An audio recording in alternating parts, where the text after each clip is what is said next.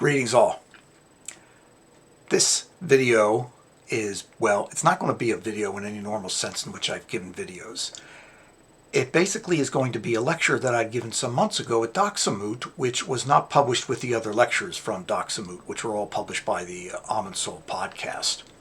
But I mentioned this lecture that I had given during one of my podcasts, indeed during Light Through the Past. And I had basically talked about it, and then it completely slipped my mind because life got in the way, school started, everything else impeded upon my life. And then someone emailed me saying I was catching up on old issues. And lo and behold, I went looking for this lecture and I couldn't find it. And I'm like, well, it's because it's not there. So basically means I needed to put together and put it up on, well, wherever you could find a video or an audio. And so basically I've made it into a video, which will follow my quick musings right here. And this audio is on, this lecture is on Tolkien. It was at Doxamoot, but it really concerned Jaroslav Pelikan, a brilliant historian, theologian. He was a Lutheran. He eventually converted to Orthodoxy. And about his thoughts about the good, the true, and the beautiful, and how they relate to Bach, and how they relate to Tolkien. Now, after it was all done, Father Andrew was like, you know, there's really not a lot of Tolkien in here. So, you guess I could say that this does not meet the Father Andrew Stephen Damick seal of approval for what goes on to the Almond Soul podcast library. All the same, I gave this because it was given on a Sunday afternoon. I was actually planning some other things for the Sunday afternoon, but Richard Rowland, a subscriber to this YouTube channel, basically said, oh no, he asked me what it was, and I told him, he says, no, give this. So I did. So if you all don't like it, you all can blame Richard. I will, but I think you will like it. And so, without further ado, Jaroslav Pelikan, Johann Sebastian Bach, and J.R.R. Tolkien on the relationship of the good, the true, and the beautiful.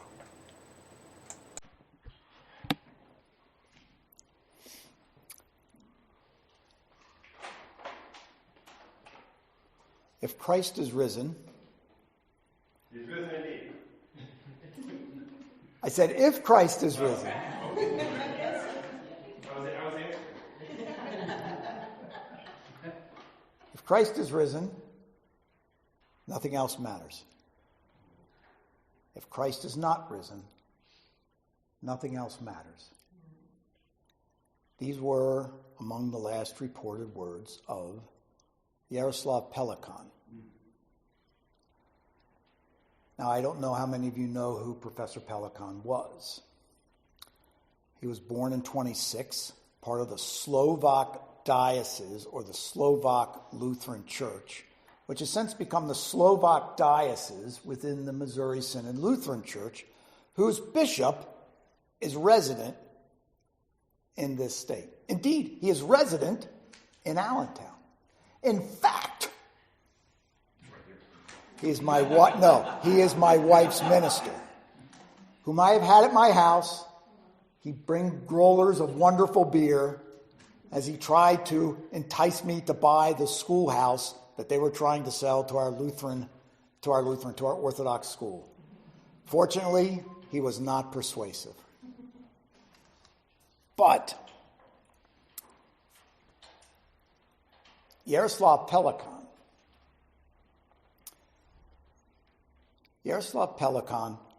was born in 1923, finished all his schoolwork by the time he was 22, meaning that's when he received his PhD from the University of Chicago. He published over 30 books, including books you all should know like Mary Through the Centuries and Jesus Through the Centuries. I first came across him in seminary. I heard the name. Who was this guy? He had published a 5-volume history of dogma. And lo and behold, I came across the book, The Vindication of Tradition. And I read this book and I'm like, this is interesting. And interesting indeed. And so this was in the 80s. And of course, I just started buying his other books. And among those, of course, were such incredibly interesting titles such as Faust, the Theologian. He said that when he was a boy, when he learned German as a little boy, he started reading Faust, and soon he was reading Goethe's Faust every year. No, we are not having a Faustamoot.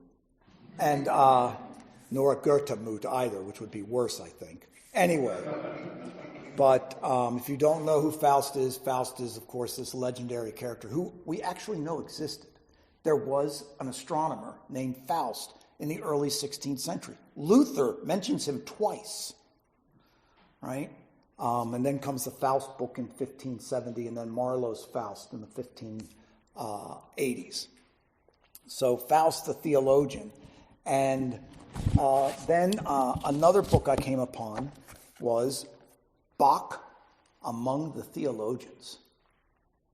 This is a wonderful book. And he basically looks at, he says, the 4 seasons of Bach, by which he means the 4 main seasons of the church year. And so Pelikan knew his music. He knew his music. And I mean, he knew as Luther. He had at one time been the person who was in charge of the entire Lutherwerke, Luther's works, right? Something like 77 volumes, right? Luther just nonstop publishing. And in 96, Pelikan converts to Orthodoxy. And he said it was... 98. What's that? 1998. Because yes, 98. He was yes. imprisoned 3 weeks before I was. Yes, right. Yes, because 4 years later he's made the head of the OCA archives or whatever. Yes, so 98 and so he's received into the church, and he says, I think it not so much as a conversion as much as it is peeling back the layers of everything that I already knew was there. And he doesn't really go into a big elaboration about his conversion. Now, the church historian Robert Wilkin did write a fairly good essay on this, and you can find it somewhere in the bowels of the internet. But probably the most interesting thing, well, one of the 2 interesting things, is his 1993 publication, Christianity and Classical Culture, which deals with how Gregory of Nyssa, St. Gregory of Nyssa, St. Gregory of Nazianzus, and St. Basil of Cappadocia, which Westerners call the Cappadocians, but that's not necessarily our category. We talk about the 3 hierarchs, right? St. Basil, St. Gregory the Theologian, and St. John Chrysostom, because the emphasis is on preaching and on rhetoric. And Professor Pelikan knew all this. But Christianity and Classical Culture, the metamorphosis of natural theology in the Christian encounter with Hellenism. Now, this book is actually a repudiation of a lot of liberal theology that basically says, the 4th century was just the church capitulating to the Greeks, right? So this is famously given out by Adolf von Harnack. He's one of the big proponents of this. But, I come across this. But then several years ago, I'm doing what I generally do. I'm like, do I have everything by this author? And then I go look for it. Do I have everything by this author? And then I go look for it. Do I have everything by Professor Pelikan? And I go looking for it. Oh, there's a book. Fools for Christ, 1955. One of his first books then. And Professor Pelikan dies in, I think, 2006. Right? 82. He does not reach his 83rd birthday. And so I pick up this book. Oh, my word. What in the world? So, here are the fools for Christ that he talks about. Kierkegaard, the holy and the true. Paul, the truth in Christ. Dostoevsky, the holy and the good. Luther, the goodness of God. Nietzsche, the holy and the beautiful. Bach, the beauty of holiness. I start reading this book. I'm thinking, wow, the gymnastics this man must have performed to finally get into the Orthodox Church. And the thing is that within 22 years of him having published this, he already knew he was not staying a Lutheran. Right? So I need to unpack this book in just a little bit of detail.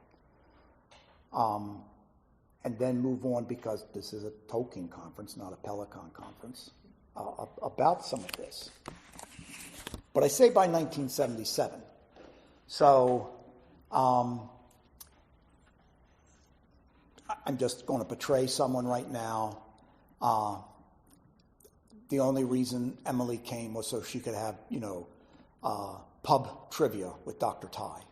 And he doesn't even show up. So Dr. Ty was one of Pelikan's students at Yale, right? And in 1977, he said this rather earnest young lady goes to Dr. Pelikan and says, Are you religious? You seem to be religious. And he says, well, yes. He says, I am. He says, as a matter of fact, I'm a Lutheran. And as a matter of fact, I'm a Lutheran minister. But I have no intention of dying a Lutheran. I just haven't made up my mind whether I'm going to die a Catholic or an Orthodox yet. So, why do I say this? What does this have to do with this book? And in a sense, what does this have to do with this conference? So, the book basically looks at the question of the relationship of those three fundamental foci, right, or loci. But foci is good because they really are the center of life for any, what we will say, in the classical sense, liberal-minded person, right?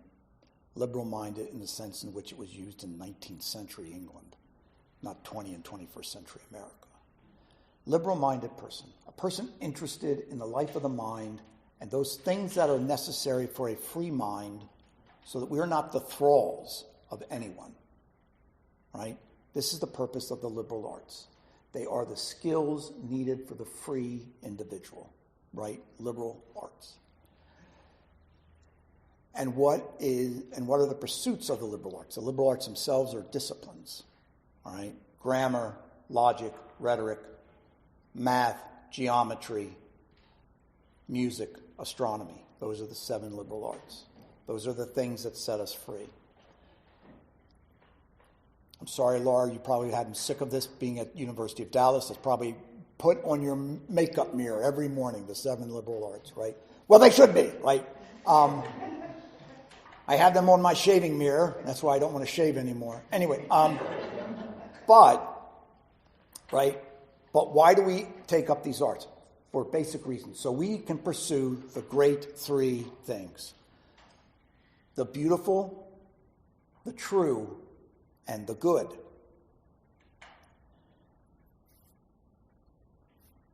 These 3 things, really beginning in the 14th century, start to be being cut away from the Christian mind. Because earlier Christians had seen that the good, the true, and the beautiful come to us from God. They find their source in God. God is, right? He's not the source of good, but in that he is himself supremely good, right? Says St. Basil. And, right, he's not just the source of good, but he himself is supremely good. Though we don't say goodness is God, right? So we have to keep this tension, right? Same thing with beauty, all right? And truth. But one of the things that the Lutheran Pelikan is doing is he's basically at the end of a tradition, which, and this begins with this Franciscan friar, a man named William of Ockham, and there were others with Ockham, who basically said that God is absolutely free. There is nothing that can bind God. Okay. But then Ockham would say, God could have created a world in which the incarnation happens as a rock or as a donkey. That is, because there's an infinite number of things God could do, right? God's not bound by things. God's not even bound by God. So therefore, among these infinite worlds, God could have created a world in which it was morally just to murder. Right? Because morality is based upon the will of God. It's sometimes called divine command ethics. Now, Ockham would say, but this is not our world. God has made a covenant by which our world exists, and this is what morality is in our world. He's a very complex thinker. I mean, there's a lot to Ockham, but Ockham basically cut away an immense amount of, let us say, baggage. Like we all know the phrase Occam's razor, right? Which basically means don't unnecessarily multiply universals. Or put simply, the simplest answer is almost always the correct one, right? Luther is unthinkable apart from Occam for a number of reasons. But Luther sees that there can be no tie to what we think of as goodness and what God thinks of as goodness. And this permeates Reformation theology. So just speaking from my own proper bailiwick, I've done enough on Luther, but I'd rather go after Calvin. Right? So in the Institutes of the Christian Religion, Book 2, Chapter 14, Calvin reproduces an exchange he has with a man who's kind of a radical named Laelius Faustus. Yes, Laelius Faustus. His name was actually, Laelius Socino. His nephew was Faustus Socino. The origin of Socinianism, modern Unitarianism, right? And Laelius Socino had said to him, does God have to accept the merits of Christ for our salvation? Because if he does accept the merits of Christ for us, in exchange for us, well then salvation is no longer free. Someone had to pay for it. And Calvin's like, man, he's backpedaling as fast as he can, right? Because this is kind of Calvin's whole métier. Calvin was never trained as a theologian. He was trained as a lawyer, right? And over the years, he actually becomes more and more dependent upon a particular thinker named Johann Scotus. Duns Scotus, sorry, not Johann. Duns Scotus. Get my Scotuses correct here. But he basically says, no. There was nothing intrinsically worthy of the life of Christ. Because God need not accept anything material. Right? So, in the theology for the Honors College, it's taught by a Calvinist. And our Orthodox students would come to me constantly asking me questions. How do we get around this stuff? What do we say? And one of them came, Jessica, and Jessica's brother had been in the Honors College. And he had taken this class. And I just look at her, I said, here, I'm going to show you right where to go. And so I turned to this passage, and there in the margin were words that I cannot utter here in God's holy sanctuary. And I'm like, did you write these? Oh no, that's all Jake. And so, but what has happened? Goodness has been separated from the holy. This is really what has happened in Lutheranism. Because there's nothing necessarily holy in anything that we do or in anything that Christ has done. Goodness Here he basically runs up, does Pelikan, to Kierkegaard. All right? Did I say goodness? Truth.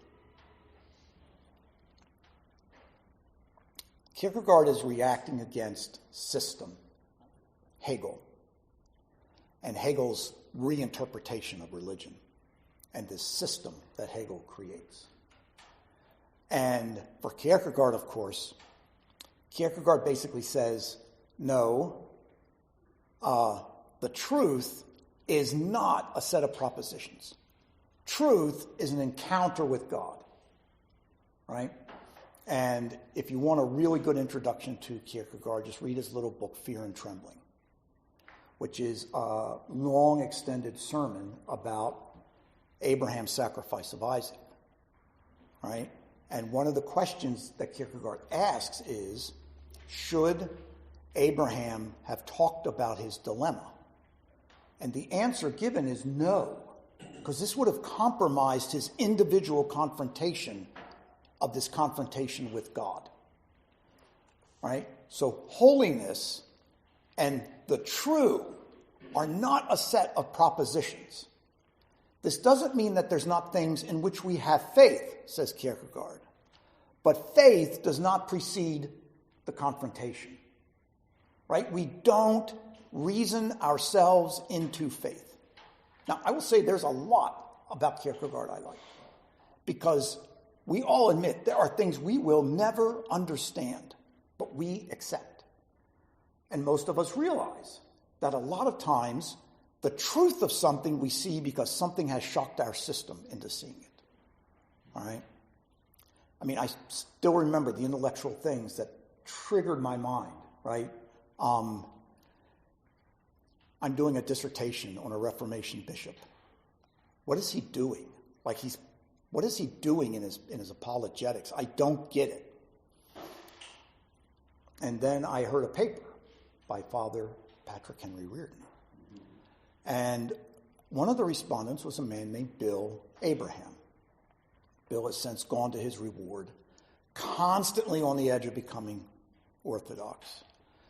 Very, very conservative United Methodist, taught at SMU.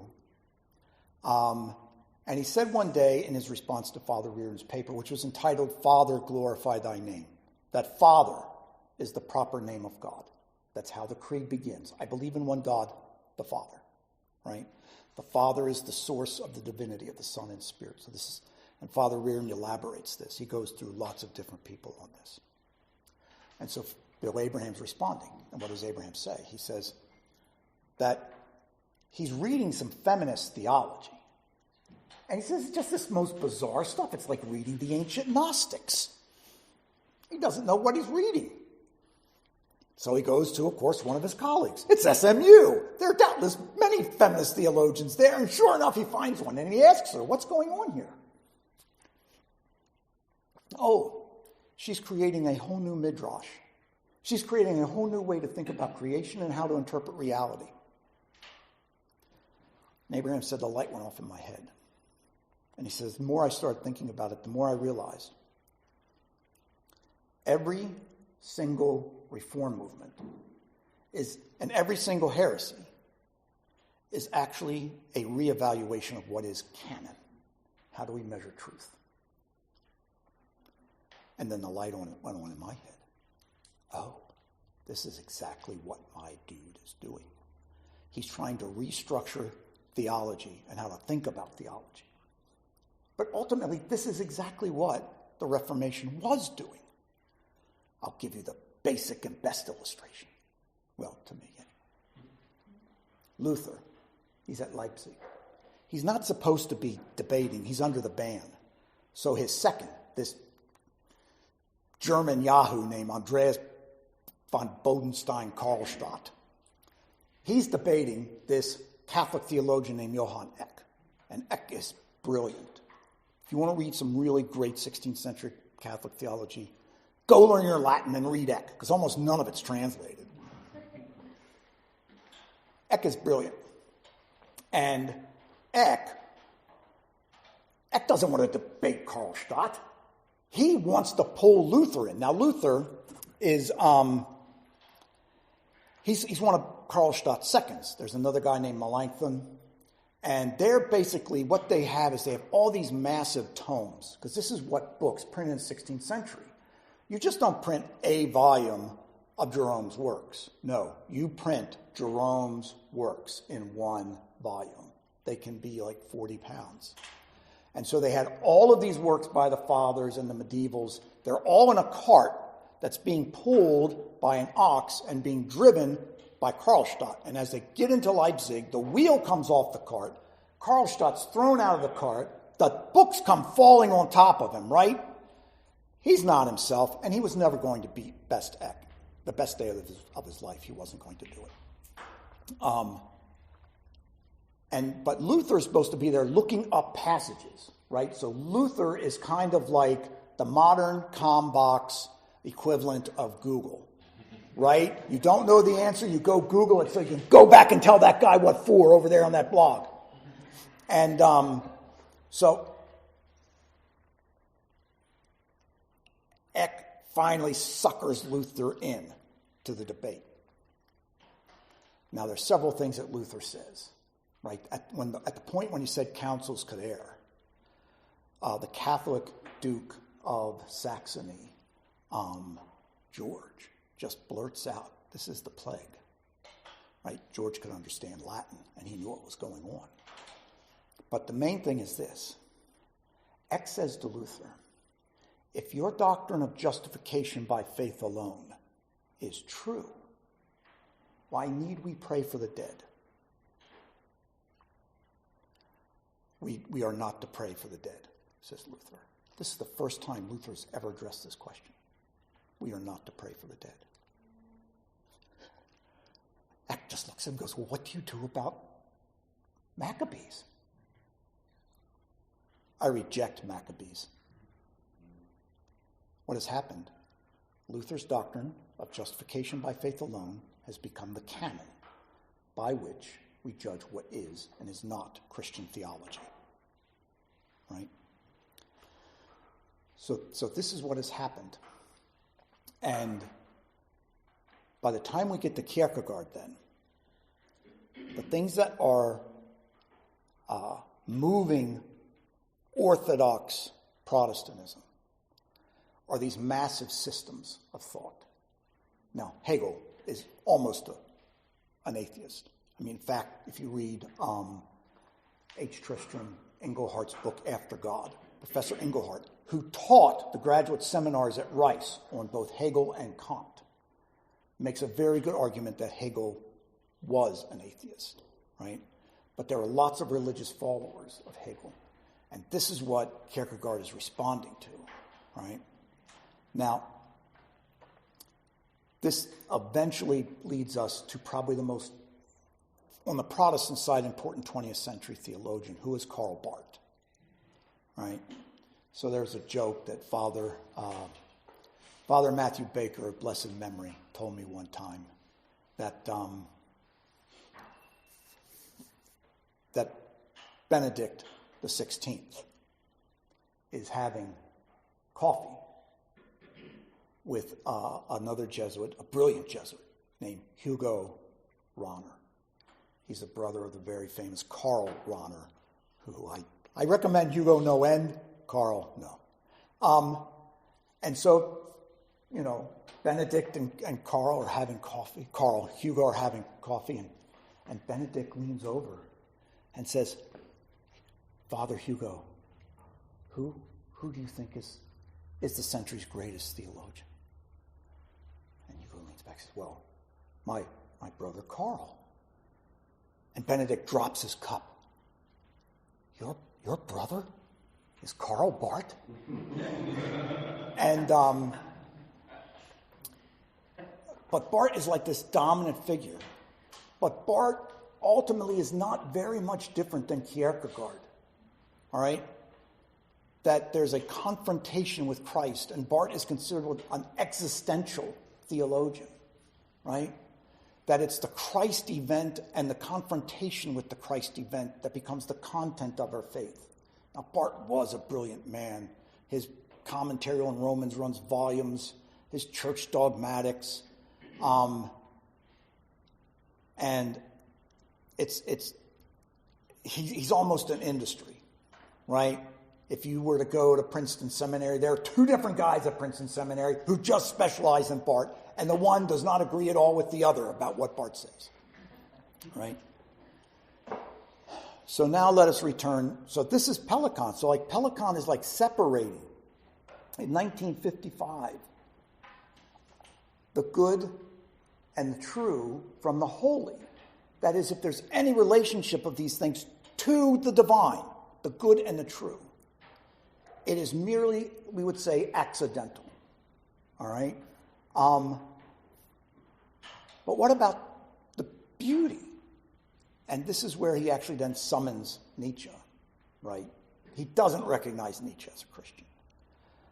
But he talks about Nietzsche as a God-haunted person. And his desire to find truth in the aesthetic. I mean, if you don't know this, Nietzsche loved Wagner. I've always had kind of a love-hate relationship with Wagner myself. More love than hate. But, someone's filming. I need to watch this.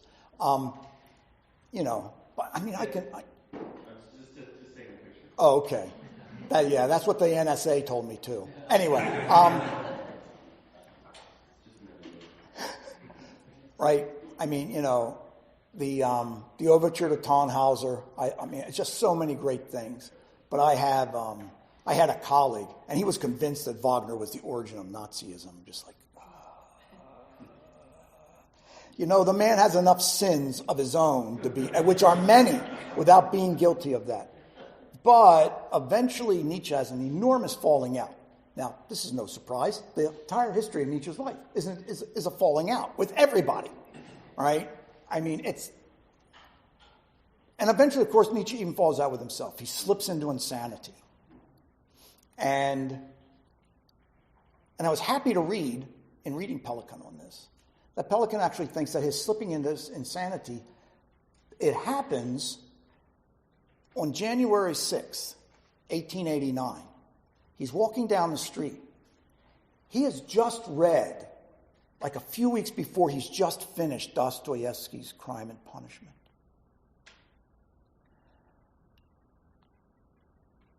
And he comes in real life. I don't know how many of you have read that. Upon Raskolnikov's dream about the nag, in which Raskolnikov, who is one of the characters in Crime and Punishment, has this dream about these drunks trying to make this poor pony drag them through the streets on this cart. And they're beating this poor horse.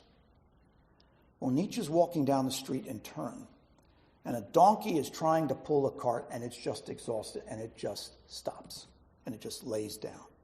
And its master is beating and beating and beating it. And Nietzsche snaps.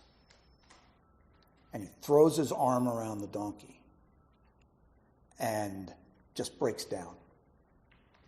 He writes a very strange letter to his friend Franz Overbeck, and that's it. He's gone. He never comes out. He dies 11 years later in 1900. But Nietzsche's realization, like the good and the true, is that there can be no necessary tie, given his assumptions, to the beautiful and the holy. But let's return to Pelikan. Because one of the things I forgot to do is take off my watch so I could figure out how much time I have. Oh, we're living the dream. All right. So, Pelikan's statement that my conversion was kind of a peeling away of things that were always there, incipiently, tacitly. Because when I got to his chapter on Bach,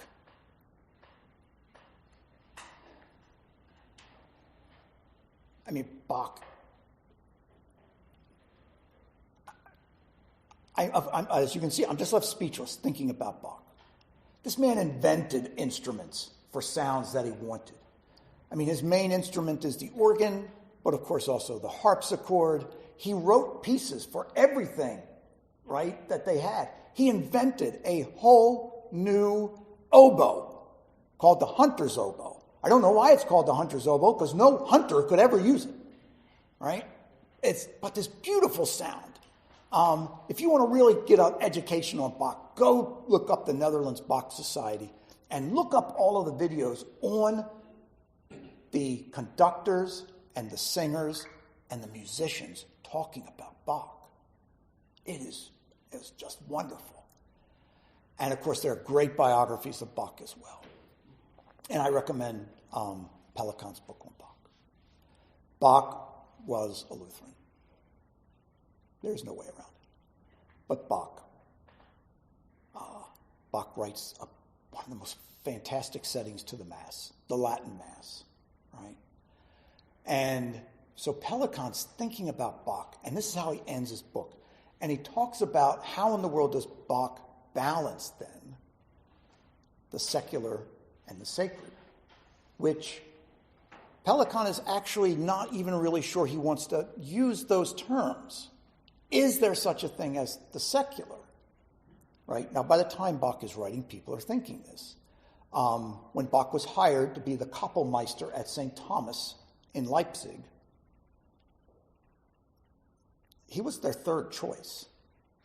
The first choice was a guy named Georg Philipp Telemann. And Telemann basically wanted to write not for the church. Now, Telemann's a brilliant composer as well. He's no Bach. But Bach, his early time there, he did things like he would build organs.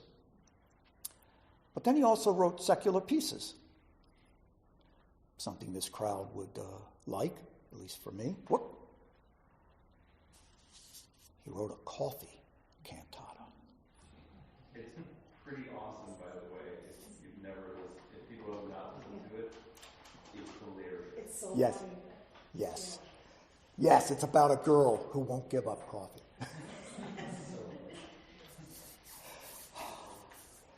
Anyway. I mean, he wrote a poem about, the piety of smoking his pipe. Right? So, Pelikan basically comes at Bach. He has 4 categories. I'm just going to read through these categories. And I'm going to talk about them because they're apropos of the subject of this conference, of course, which is Tolkien. So, first, according to Bach, the highest activity of the human spirit was the praise of God. But such praise involved the total activity of the spirit. That is, worship, as we think about it, are sacred words said in the midst of sacred acts, done in the midst of a sacred place, around a sacred meal. Right? It is incredibly tactile. And we can add with sacred smells. It is incredibly tactile. And in some ways, apropos of our homily this morning, but Pelikan is saying that for Bach, though, everything in our life, however, the totality of the action of the human spirit, meaning smoking pipes, coffee, all of these things are part of our praise to God. Now, as I talked yesterday, there are some things that we can do that are not praising God. Even here in church. I just saw my confessor last week, and I haven't asked him about this in years, but one time, one of the vestry members got so mad at him that he showed up at church an hour before liturgy just so he could beat up Father Tom when no one was there, while Father Tom was doing the proscomedia, right? It's one of the arguments for having early liturgy. None of these guys will get up that early. Anyway, right? So there are certain things that, right, but this isn't what Bach is saying. It's not what Pelikan is saying. that even when we are pursuing things that aren't specifically linked to our liturgical duty to God, to our acts of discreet piety, our morning and evening office, our reading of holy texts, that all of these things, though, are supposed to be holy as well. Well, we can already see where this goes with Tolkien. Tolkien struggles over these questions about how apt a fit is what he's writing. And what he is writing is obviously literature about what we would call pagans. All right?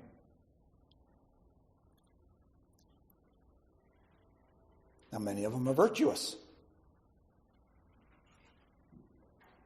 I'm not going to get into a discussion about will we see Aragorn in heaven or will we see Aragorn in heaven.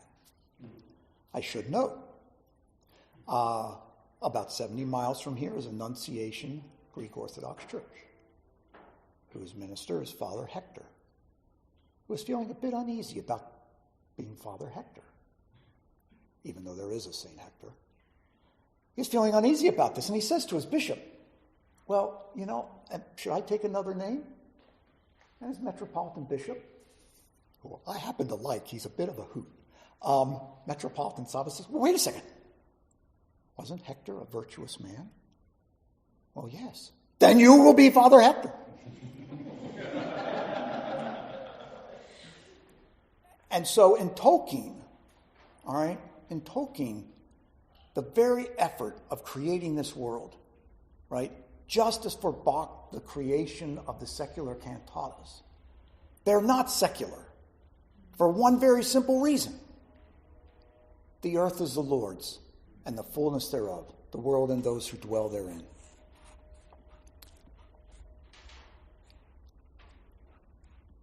Next.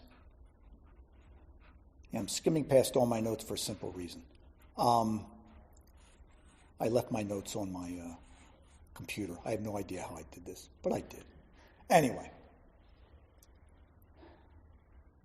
Secondly, as the praise of the eternal God, Christian art was an expression of boundless freedom. But as the praise of the God who limited himself in the incarnation, it bound itself to form. Very simply. When I was a teenager, I somehow had the idea of taking up tennis. I don't know why I thought this. Well, obviously it was because I grew up with 6 brothers who also had this mania. And so we would try to go and play tennis. I mean, they could have put us on Comedy Central. It was horrible. But there were certain things to understand, right? We knew the boundaries. We had to manage the net.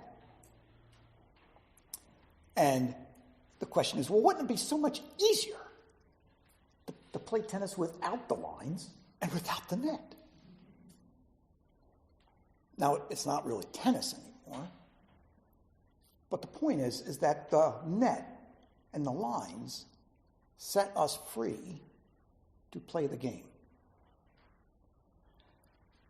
The law of God, right, which St. James calls the perfect law of liberty, is what sets us free to play the game. And the incarnation sets us free to rightly think about the infinity of our world, right? That our world, our human nature, is the vehicle for the incarnation. And therefore the human imagination is also the vehicle of thinking about all the implications of what it means that God enters history, right? That God takes human nature. So that on the one hand, there are boundaries. On the other hand, there's an infinite amount of possibility. And when we look at Tolkien, we see all of this play out. Now, this is also something that Tolkien, if you haven't read it, right? Well, first off, all of you go get Morgoth's Ring, right? Volume 5 of the History of Middle-earth. In Morgoth's Ring is this great dialogue, right? Finrod on the Athrabah, about this conversation between this wise human woman and Finrod, right? Our favorite elf. Mine, anyway.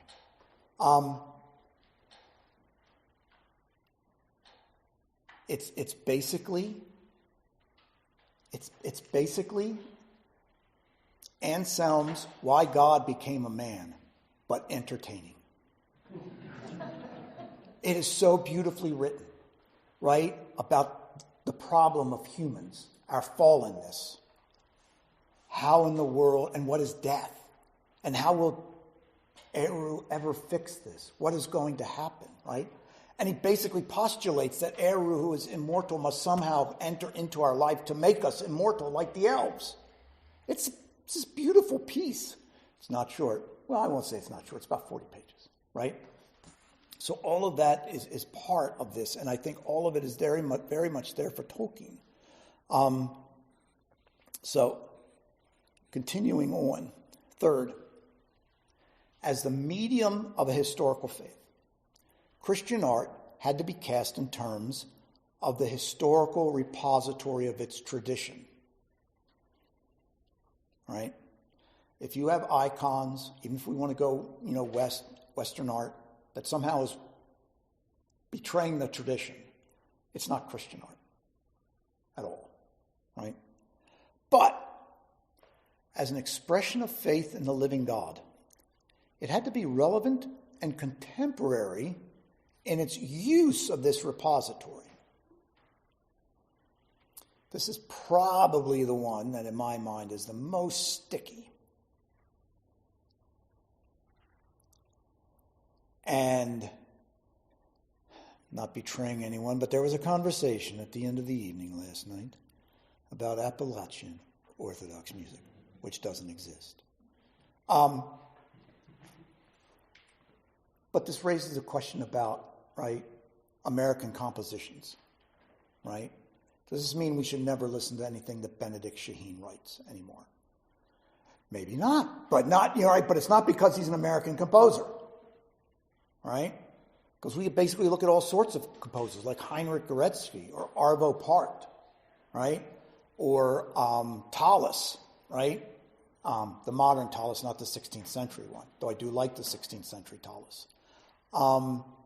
So all of these things, right? So the Christian life is always confronting culture.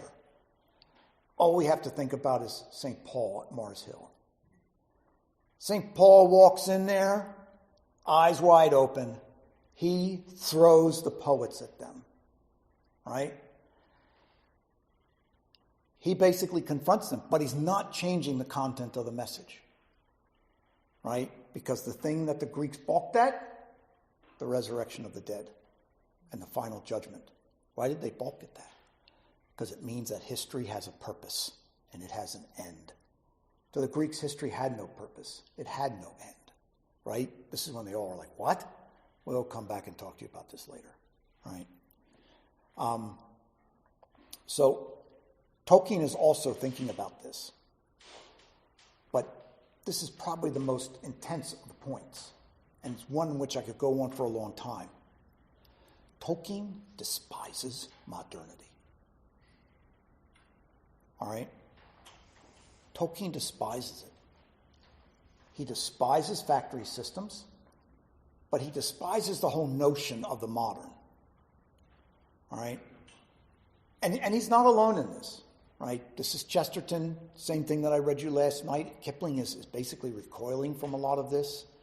The war was, paid as to the moral vacuousness of modern society, the First World War. But Tolkien also sees it as an ugliness. And therefore his response is to build beauty. So for this course, I was rereading that I had been teaching. I was rereading Lewis's space trilogy. And one of the things that I thought was, you could read Tolkien some more about describing landscapes and stuff, because, the first time you read it, the first time I read it, I'm like, quit talking about the trees, just get on with the story, right? But later, of course, I come to see that this is actually an integral thing, right? That the forests are foundational to the world. The mountains were foundational to the world. Gimli's love of the caves is foundational to the world. And so therefore, the Christian faith is always going to meet something new. Or maybe I should put it better, always something old that is repackaged. So therefore, how do we do it? And this is part of what Tolkien was doing. Tolkien was an apologist for the beautiful. Tolkien was an apologist for a God, right, from whom beauty descends. And beauty is not symmetry. It can be symmetrical, very symmetrical. But as Plotinus, in his book on beauty, basically gives the wonderfully most constructed syllogism that is at the same time a lie. It's symmetrical, but it's not true, and therefore it cannot be beautiful. But we also have to think about things that are asymmetrical, which are also beautiful. I want to go back to Utah. Not for the beer, I'll tell you that. I want to go back to Utah. Why? I want to go back to Bryce Canyon. Bryce Canyon is the most asymmetrical place you ever want to go. But it is so wildly beautiful. And the same thing with Zion National Park. Or the first time that when I walked kind of over the little precipice, not over the precipice, but over the little rise and looked at the Grand Canyon, I actually realized what people meant by taking their breath away, right? There's nothing symmetrical about this stuff. But there it is, because beauty is an ineffable thing, right? And Tolkien realizes this, right? So, moving on. Finally, Christian art did not have a primarily programmatic function in relation to the word. Pelikan capitalizes the word. But it could illuminate or even transcend the content of the words with which it was joined. And then he goes into this commentary on the Mass. Bach said into it. Because one of the things that we need to realize when we go listen to Bach's Mass, like just go to the section on the Creed. Right? Pelikan's actually kind of comical. When the Creed is constructed in Greek, our fathers in the faith had absolutely no regard for its metrical setting. None whatsoever. But here comes Bach. And Bach completely takes the word and turns them into something so beautiful. But that is at the same time so profound in how it treats the Creed. Right? So when he says it transcends the words, it doesn't mean it makes the words less important. But it actually amplifies the words almost, into a new key in how we think about what is going on. And so when we think about Tolkien now, to try to wrap up, when we think about Tolkien, what are we thinking about? We're thinking about a man who grew up with this imagination and has to go through the horrors of losing his mother. An orphan thrown into this school. He makes friends. He loses the friends in the war, right? But eventually, right, he gets into Oxford. Not right away, of course. That is a teacher. That's where he studies at Oxford. But he comes to realize about the brutality of the war, of the world. The war is always brutal. but the brutality of the world. And by the brutality of the world, what I mean is people revel in the ugly and in the mundane. And in some ways, I think it's born of envy, right? In looking at the beautiful. Because we live in a world of iconoclasts. And Tolkien is basically, in one sense, pumping out stuff that is beyond the reach of the iconoclasts, no matter how hard they try. As Richard reminded me today, Doxamoot is going on, where basically these jabronis are doing everything they can to destroy Tolkien, right? I'm not going to mention Rings of Power. Anyway, right, everything they can. Why? Because nothing can remain that is beautiful, because this testifies to how ugly we are. Right? And therefore, this is what Tolkien does for us. And he gives us something beautiful that also at the same time touches the true and the good. And for Tolkien, the good and the true descend to us from God. They are not unrelated to goodness itself or truth itself or beauty itself, because anything that is beautiful because it touches in some way or another the beauty that comes from God. And when we think about these things, it should not surprise us. So the last thing that I taught, the course was built around Farmer Giles of Ham, Smith of Wootton Major, Leaf by Nigel, The Weight of Glory, the third chapter of The Abolition of Man, entitled The Abolition of Man, and one of Tolkien's, one of Lewis's best. But Lewis is, he's so good, such a wordsmith. Learning in Wartime. And so when we look at these, and as we go through them, I put Weight of Glory with Leaf by Nigel. The youngest student in the class. So it was basically high school students and their parents. And it was great because I always was calling on the high school students. I wanted them to answer. The parents were like, but the youngest, Sophia, she just blurted out, I like Leaf by Nigel so much better than the other two pieces. I like those other two pieces, but this one was just so different and so good. And of course, I commend it to you no end. Tolkien wrote this in response to a request to talk about the future of Catholic liberal education. And when you read it, you're like, this is about Catholic liberal education. It's about a guy who's painting a tree that gets away from him, and it just keeps consuming his garage, as it were, in this big tarp. And he's not getting ready for his journey, which is obviously death, right? And then he has to go on his journey, but he finds his tree, right? After a nice time in purgatory. And I should tell you, if you read Dante, any time in purgatory technically is nice. It's nice in the sense in which getting that root and tooth out is nice. Or getting your knees replaced is nice. I've had both my knees replaced.